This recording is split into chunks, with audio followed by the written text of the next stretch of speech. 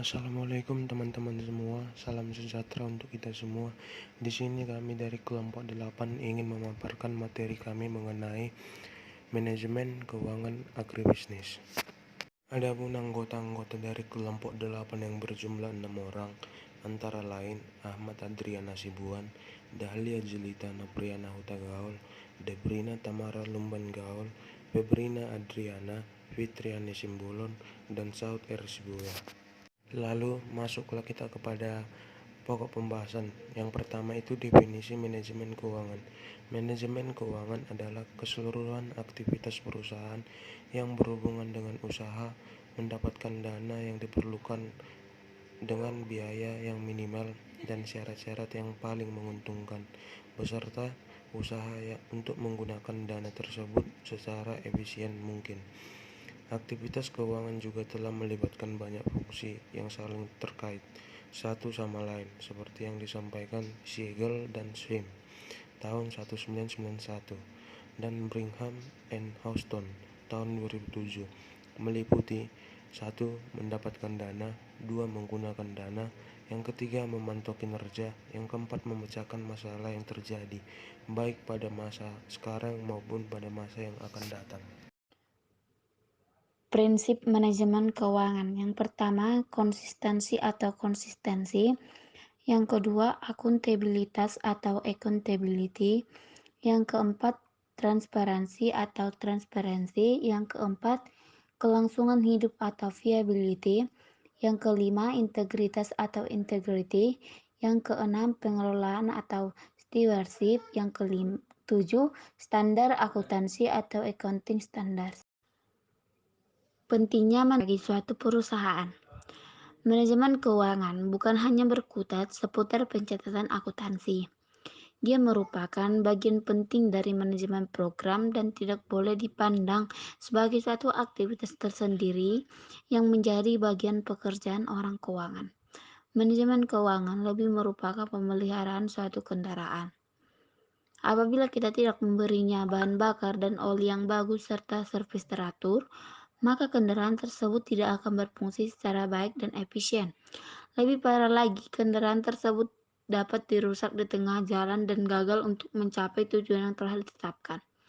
Jadi, manajemen keuangan adalah aktivitas pemilik dan manajemen perusahaan untuk memperoleh sumber modal yang semurah-murahnya dengan menggunakan seefektif, seefisien, dan seproduktif mungkin untuk menghasilkan laba. Kegiatan utama manajemen keuangan. Yang pertama, mendapatkan dana perusahaan. Yang kedua, menggunakan dana perusahaan. Yang ketiga, membagi keuntungan atau laba perusahaan. Fungsi manajemen keuangan. Fungsi-fungsi keuangan meliputi bagaimana memperoleh dana atau raising of fund dan bagaimana menggunakan dana tersebut atau allocation of fund. Manajer keuangan berkepentingan dengan penentuan jumlah aktiva yang layak dari investasi pada berbagai aktiva dan memiliki sumber-sumber dana untuk membelanjai aktiva tersebut. Kegiatan penting lainnya yang harus dilakukan manajer keuangan menyangkut 4 aspek.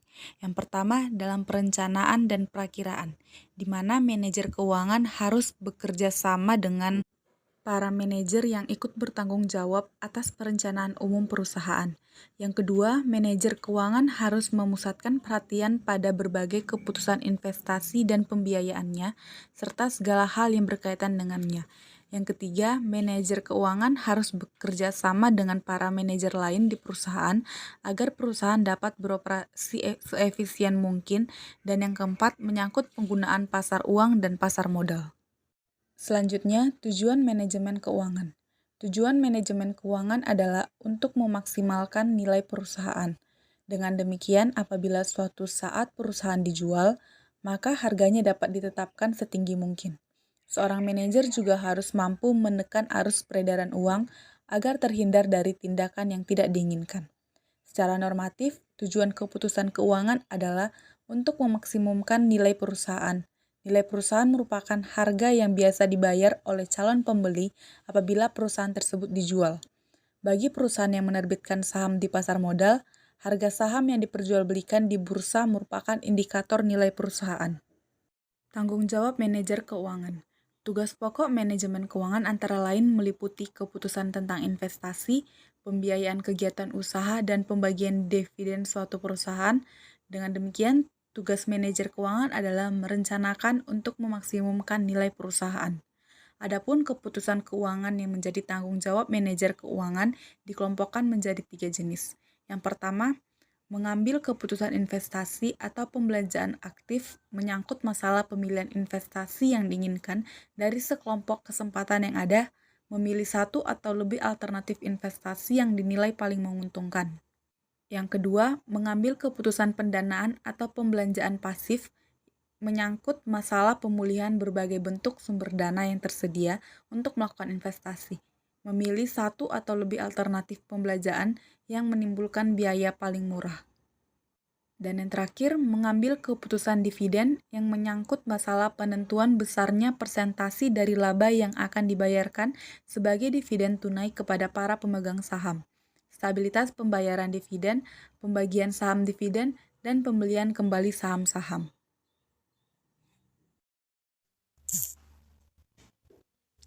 Norma-norma keuangan. Yang pertama ada etika bisnis dalam manajemen keuangan. Manajemen keuangan dalam konteks ini adalah berhubungan dengan penganggaran. Anggaran adalah suatu rencana yang disusun secara sistematis yang meliputi seluruh kegiatan bank yang dinyatakan dalam unit moneter yang berlaku untuk jangka waktu tertentu di masa mendatang. Rencana keuangan adalah rencana keuangan lembaga bisnis yang merupakan terjemahan program lembaga bisnis ke dalam sasaran-sasaran keuangan yang ingin dicapai dalam kurun waktu tertentu. Yang kedua, manfaat dan keuntungan budgeting. Keuntungan budgeting yang lebih spesifik antara lain sebagai berikut. Yang pertama, merangsang atau memaksa pertimbangan-pertimbangan mengenai kebijakan dasar manajemen. Kedua, membutuhkan organisasi yang mantap, pembagian tanggung jawab yang jelas, dan tetap pada bagian manajemennya.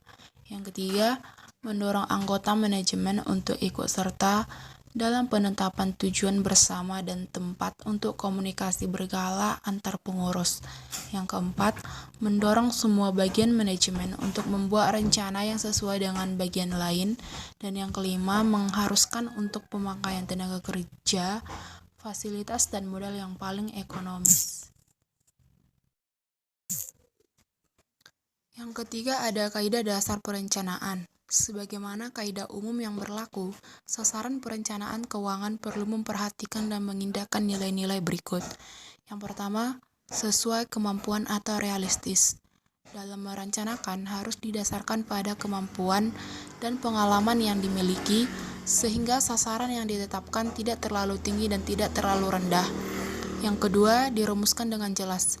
Sasaran perlu dirumuskan dengan jelas sehingga pelaksanaan dan pengendaliannya akan menjadi lebih mudah. Yang ketiga, dapat diukur hasilnya. Sasaran yang ditetapkan akan menjadi acuan tindakan pelaksanaan dan pengendalian dari waktu ke waktu sehingga ukurannya dibuat dalam kuantitatif. Dan yang keempat, ada kerangka waktu yang jelas. Mengukur hasil atau pencapaian hasil suatu usaha akan terikat pada jumlah dan waktu. Yang keempat, ada pembatasan penganggaran. Pembatasan penganggaran melibatkan waktu yang akan datang, sehingga diperlukan batasan-batasan atau asumsi. Asumsi yang pertama yaitu budgeting didasarkan pada taksiran-taksiran atau estimasi. Kedua, budgeting harus disesuaikan terhadap perkembangan situasi dan kondisi yang melatar belakangi. Ketiga, budgeting tidak menggantikan manajemen dan administrasi, tetapi merupakan alat bantu untuk pelaksanaan, pengawasan, dan evaluasi. Yang keempat, realisasi budgeting tidak akan terjadi secara otomatis, tetapi membutuhkan usaha dan kerja keras untuk mencapainya. Yang kelima, ada sumber dan alat bantu budgeting. Sumber data dan alat bantu budgeting terdiri dari laporan keuangan periode lalu, data riset pasar mengenai potensi funding and financing, permohonan pembiayaan yang akan direalisasikan untuk periode mendatang, rencana angsuran pembiayaan, rencana pengeluaran biaya periode berikutnya, kebijakan yang telah disepakati bersama, dan yang terakhir asumsi dalam penetapan cash in dan cash out sesuai dengan kebijakan yang telah disepakati. Lembaga keuangan dan lingkungan manajemen keuangan. Lembaga keuangan dalam dunia keuangan bertindak selaku lembaga yang menyediakan jasa keuangan bagi nasabahnya, di mana pada umumnya lembaga ini diatur oleh regulasi keuangan dari pemerintah. Bentuk umum dari lembaga keuangan ini adalah termasuk perbankan, building society atau sejenis koperasi di Inggris, credit union, pialang saham, aset manajemen, model ventura, koperasi, asuransi, dana pensiun, dan bisnis serupa lainnya. Di Indonesia, lembaga keuangan ini dibagi ke dalam dua kelompok, yaitu lembaga keuangan bank dan lembaga keuangan bukan bank, seperti asuransi, pegadaian, dana pensiun, reksadana, dan bursa efek. Contoh kasus: analisis manajemen keuangan petani dan perkembangan ekonomi keluarga. Pengelolaan hasil panen masyarakat desa Harjokuncaran dan dalam pengelolaan hasil panen menggunakan dua metode dalam pemenuhan kebutuhan sehari-hari, antara lain: yang pertama langsung dijual, yang kedua ditimbun. Dua pola yang digunakan oleh masyarakat ini ternyata berdampak pada perkembangan ekonomi dari masyarakat yang bersangkutan, yaitu masyarakat yang memanajemen hasil pertaniannya dengan pola langsung jual berdampak pada penggunaan uangnya kurang efisien, dengan artian kebanyakan pada musim perawatan tahun depannya seringkali meminjam kepada lembaga keuangan guna proses perawatan pertanian, misal guna membeli pupuk dan lain-lain.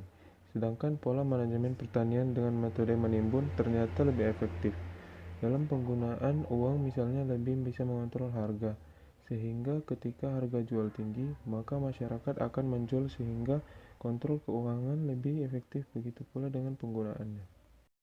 Contoh kasus 2. Efisiensi lembaga keuangan mikro agribisnis gabungan kelompok tani dalam pengembangan usaha agribisnis pedesaan. Studi kasus di Kabupaten Bantul tahun 2012. Tujuan kajian ini untuk menganalisis tingkat efisiensi LKMA gabungan kelompok tani atau Gapoktan PUAP di Kabupaten Bantul dan mengidentifikasi faktor-faktor yang memengaruhi efisiensi LKMA Gapoktan PUAP di Kabupaten Bantul.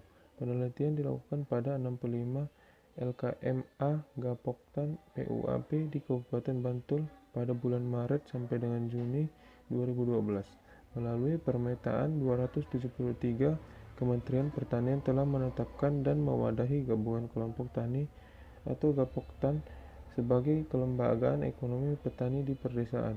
Gapoktan penerimaan bantuan langsung masyarakat atau BLM PUAP diarahkan untuk dapat dibina dan ditimbulkan menjadi lembaga keuangan mikro agribisnis LKMA sebagai salah satu unit usaha dalam Gapoktan. Lalu pada bagian kesimpulannya, yaitu manajemen keuangan pertanian sangat penting dalam pengambilan keputusan yang dilakukan oleh pimpinan perusahaan. Saat ini keputusan telah dikoordinasikan dan manajer keuangan pada umumnya mengembangkan tanggung jawab langsung, tidak hanya menyediakan uang saja, tetapi juga mengalokasikan uang dan mengendalikan uang. Pentingnya manajemen keuangan salah satunya adalah mengenai pencapaian tujuan perusahaan selain memaksimalkan penjualan, penerimaan, atau pendapatan bersih. Namun demikian, tujuan akhir yaitu memaksimalkan nilai pasar perusahaan. Kebersamaan pengelolaan perusahaan khususnya dalam manajemen keuangan sangat erat kaitannya dengan bidang lain dalam perusahaan. Beberapa pengetahuan yang sangat diperlukan seorang manajer keuangan diantaranya adalah akuntansi, keuangan, ekonomi, manajemen produksi, manajemen pemasaran, manajemen sumber daya manusia, dan lain-lain.